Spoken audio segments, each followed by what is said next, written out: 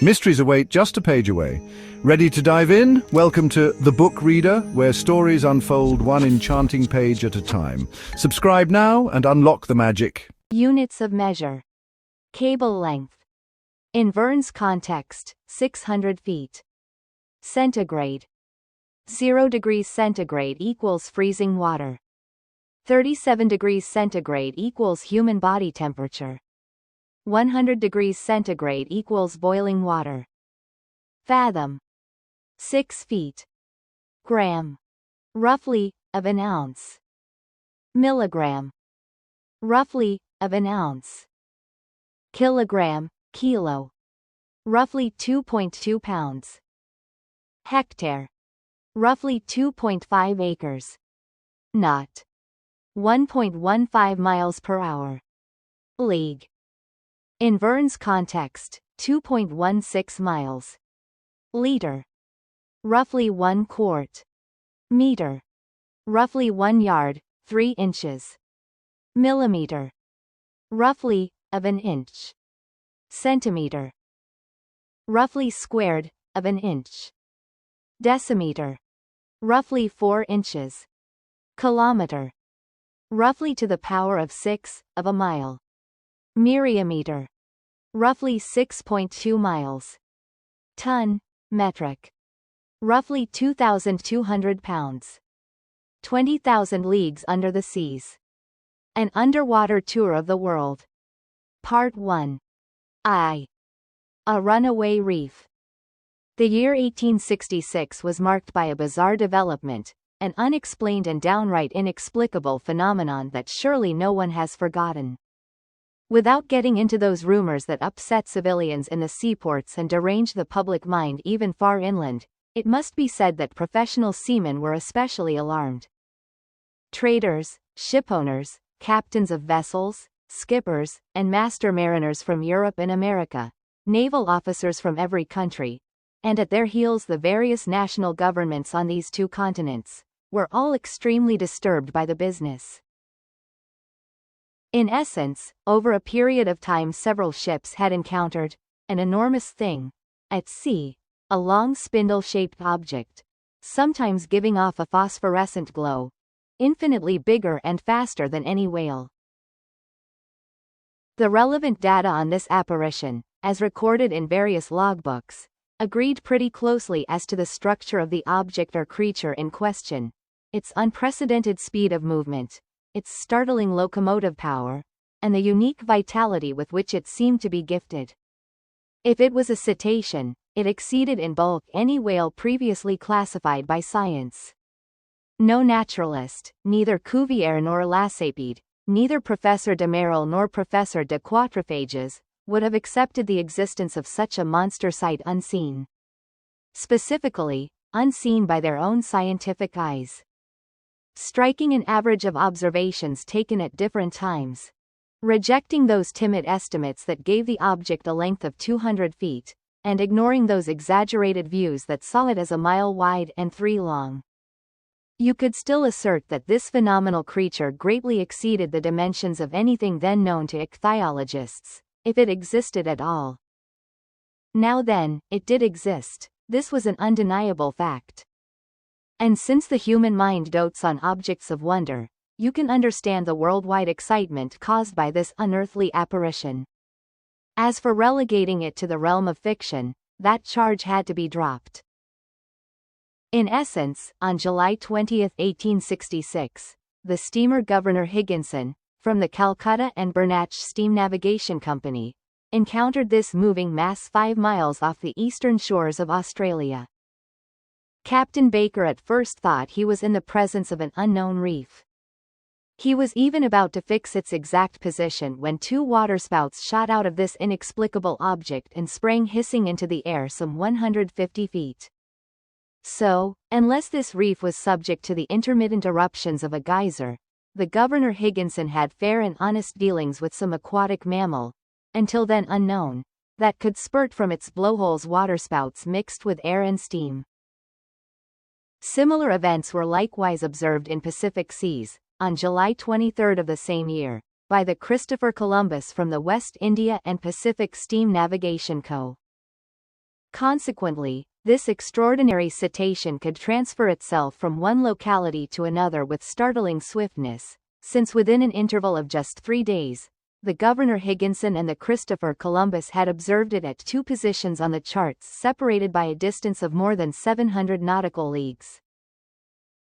15 days later and 2,000 leagues farther, the Helvetia from the Compagnie Nationale and the Shannon from the Royal Mail Line, running on opposite tacks in that part of the Atlantic lying between the United States and Europe, respectively signaled each other that the monster had been sighted in latitude 42 degrees 15 feet north and longitude 60 degrees 35 west of the meridian of Greenwich. From their simultaneous observations, they were able to estimate the mammal's minimum length at more than 350 English feet. This was because both the Shannon and the Helvetia were of smaller dimensions, although each measured 100 meters stem to stern.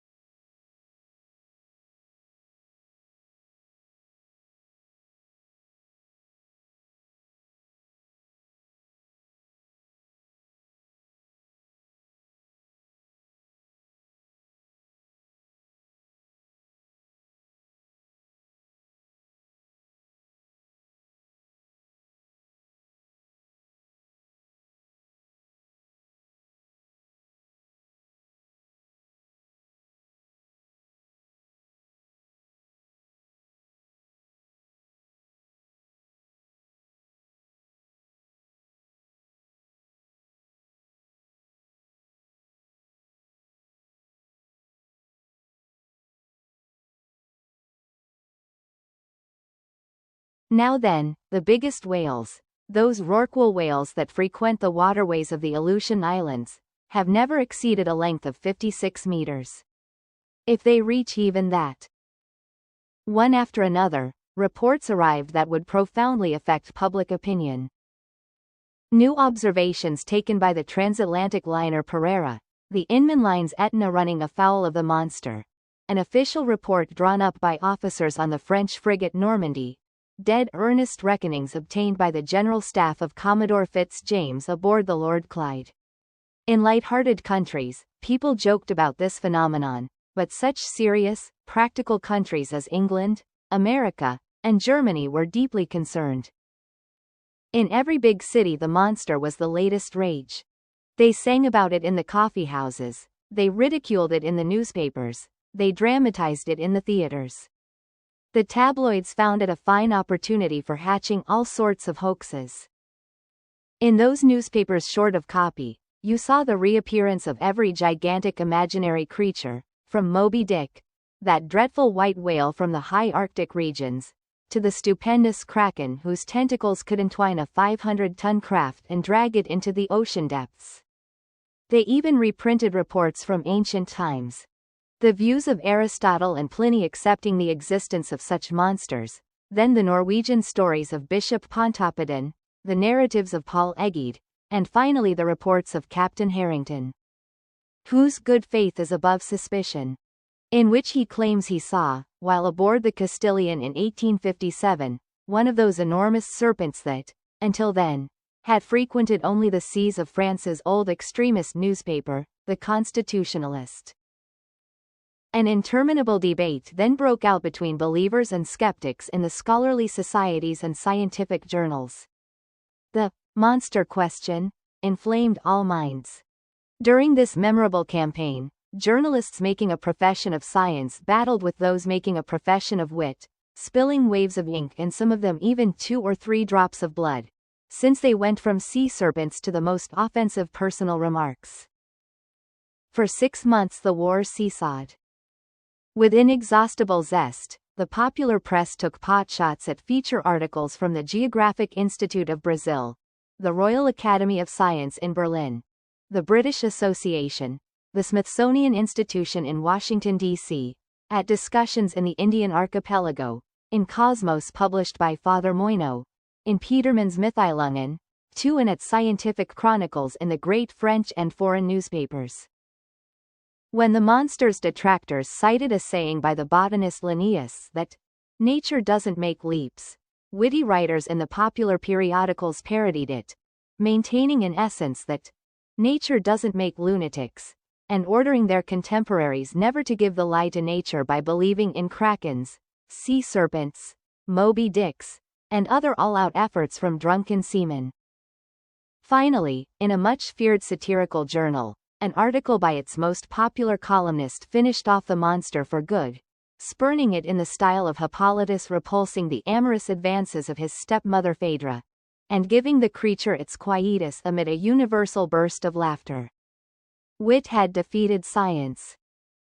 During the first months of the year 1867, the question seemed to be buried, and it didn't seem due for resurrection, when new facts were brought to the public's attention.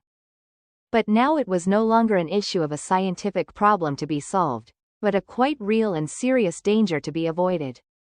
The question took an entirely new turn.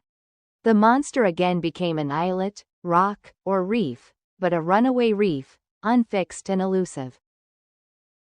On March 5, 1867, the Moravian from the Montreal Ocean Company, lying during the night in latitude 27 degrees 30, and longitude 72 degrees 15 feet, ran its starboard quarter afoul of a rock marked on no charts of these waterways.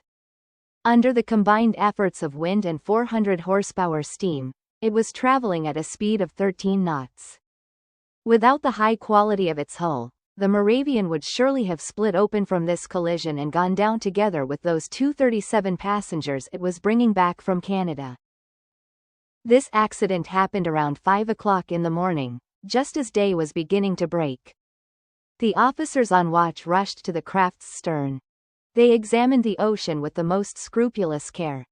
They saw nothing except a strong eddy breaking 3 cable lengths out, as if those sheets of water had been violently churned. The site's exact bearings were taken, and the Moravian continued on course apparently undamaged. Had it run afoul of an underwater rock or the wreckage of some enormous derelict ship? They were unable to say. But when they examined its undersides in the service yard, they discovered that part of its keel had been smashed. This occurrence, extremely serious in itself, might perhaps have been forgotten like so many others, if 3 weeks later it hadn't been reenacted under identical conditions. Only, thanks to the nationality of the ship victimized by this new ramming, and thanks to the reputation of the company to which this ship belonged, the event caused an immense uproar. No one is unaware of the name of that famous English shipowner, Cunard. In 1840 this shrewd industrialist founded a postal service between Liverpool and Halifax, featuring 3 wooden ships with 400 horsepower paddle wheels and a burden of 1,162 metric tons.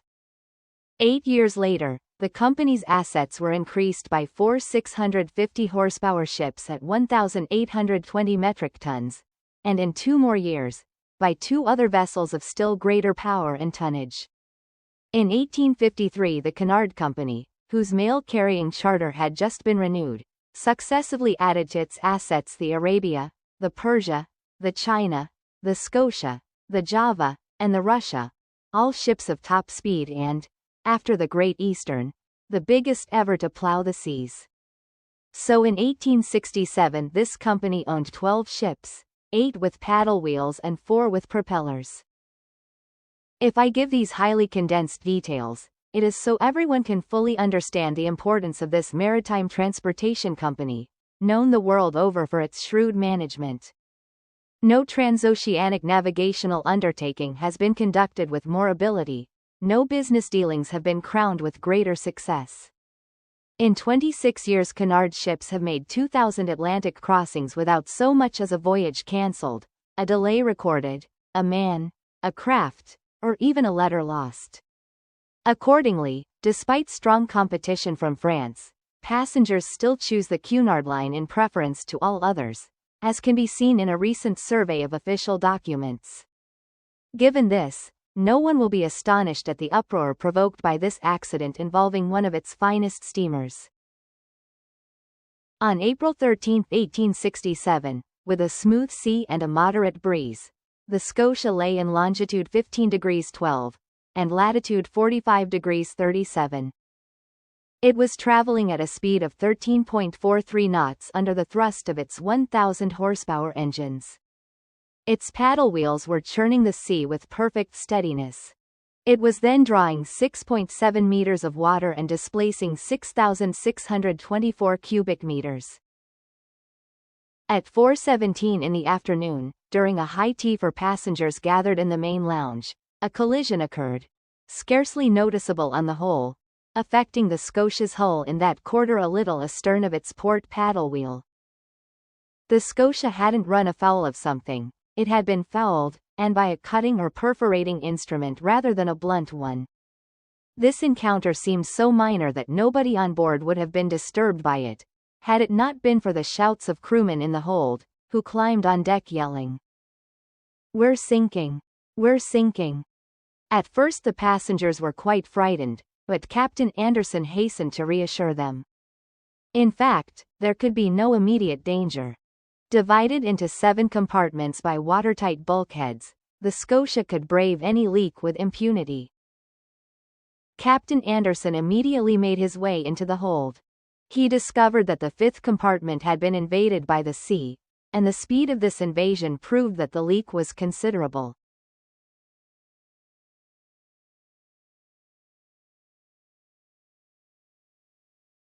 Fortunately, this compartment didn't contain the boilers, because their furnaces would have been abruptly extinguished. Captain Anderson called an immediate halt, and one of his sailors dived down to assess the damage. Within moments they had located a hole 2 meters in width on the steamer's underside. Such a leak could not be patched, and with its paddle wheels half swamped, the Scotia had no choice but to continue its voyage. By then it lay 300 miles from Cape Clear, and after 3 days of delay that filled Liverpool with acute anxiety, it entered the company docks. The engineers then proceeded to inspect the Scotia, which had been put in dry dock. They couldn't believe their eyes. 2.5 meters below its waterline, there gaped a symmetrical gash in the shape of an isosceles triangle. This breach in the sheet iron was so perfectly formed, no punch could have done a cleaner job of it. Consequently, it must have been produced by a perforating tool of uncommon toughness. Plus, after being launched with prodigious power and then piercing 4 centimeters of sheet iron, this tool had needed to withdraw itself by a backward motion truly inexplicable. This was the last straw, and it resulted in arousing public passions all over again. Indeed, from this moment on, any maritime casualty without an established cause was charged to the monster's account. This outrageous animal had to shoulder responsibility for all derelict vessels, whose numbers are unfortunately considerable, since out of those 3,000 ships whose losses are recorded annually at the Marine Insurance Bureau, the figure for steamer sailing ships supposedly lost with all hands, in the absence of any news, amounts to at least 200. Now then, justly or unjustly, it was the monster who stood accused of their disappearance. And since, thanks to it, travel between the various continents had become more and more dangerous, the public spoke up and demanded straight out that, at all cost, the seas be purged of this fearsome cetacean. And that marks the end of the current chapter. Thank you for listening to The Book Reader. Stay tuned for the next episode tomorrow. Please subscribe for updates.